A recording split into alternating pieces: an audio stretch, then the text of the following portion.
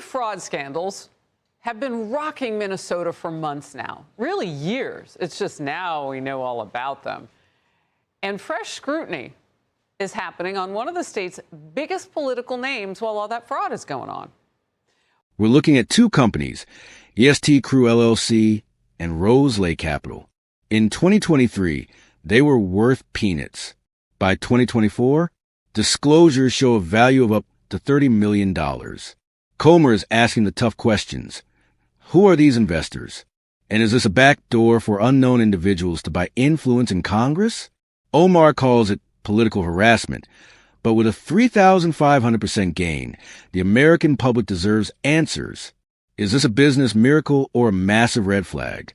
Let me know what you think in the comments. Hit that like button, and let's keep following the money. Left Democrat Ilhan Omar is facing a House investigation involving her and her husband.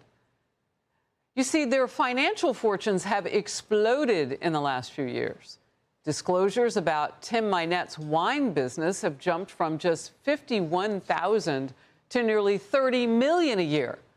That wine must be delicious. That's a stunning rise. And you know what else is rising? Eyebrows. Especially given Omar and her allies' long history of railing against wealth, profit, capitalism. We need to make sure that we're holding special interests accountable, that we're getting money out of politics, that we are taxing the uber rich, right. That the 1% gets to pay their fair share. Maybe Ilhan Omar is building some toy spacecraft that we don't know about. Chief Congressional Correspondent Chad Pergram on Capitol Hill. Chad.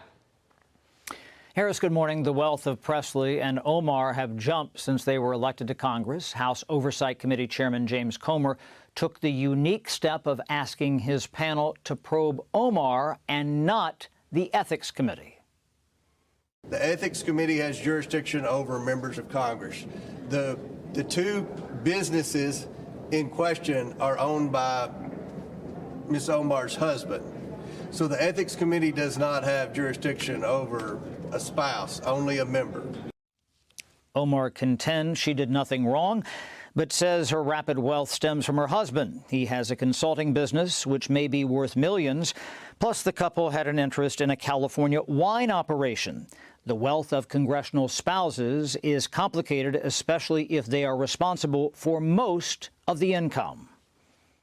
Sometimes there's income that they're bringing in where there are questions as to whether the way that income is made may conflict with the day-to-day job duties of the member of Congress.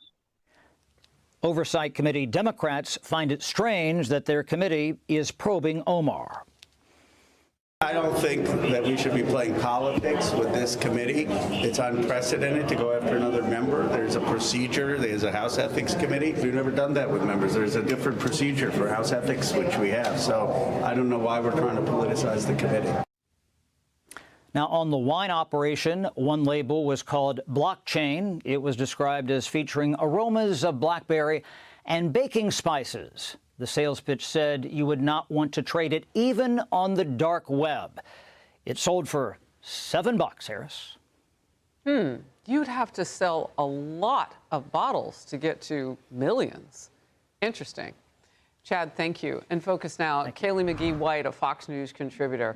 Look, there's a whole lot of money on Capitol Hill, both sides of the aisle. And you could say that you want to follow all the money trail. Look at the Shush Fund years ago, where women were being quieted for some of the discrimination that was going on the Hill. So we get that. This is a very specific case. Why is that? Yeah, I was doing a bit of research into Tim Mynett, Ilhan Omar's husband's various businesses, and his investment firm, it has no known clients, no known investment deals. It doesn't even have an active SEC registration. And his winery, which is also purportedly making him millions of dollars per year, has no online presence. It has no marketable products available for purchase online. And get this, back in 2024, an investor into that winery actually sued Mynett and his business partners, alleging alleging that they had fraudulently misrepresented the winery as a legitimate business operation.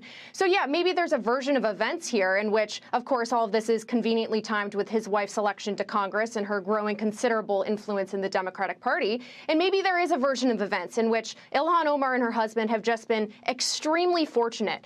But in that case, you would think that Ilhan Omar might be a bit more appreciative for this country in the ways in which it's aided her success.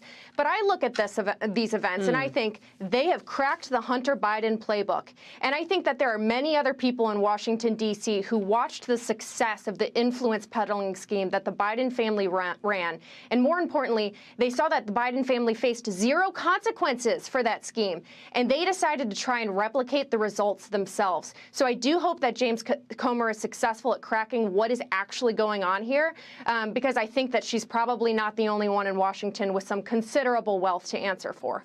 Look, that's exactly where I started. There's a whole lot of money on Capitol Hill, and I just wondered why this particular case. It's also probably the timing of the fraud to the billions that's now been uncovered in her state. So it's a complicated issue at best, and she has some apparent in a House committee explaining to do.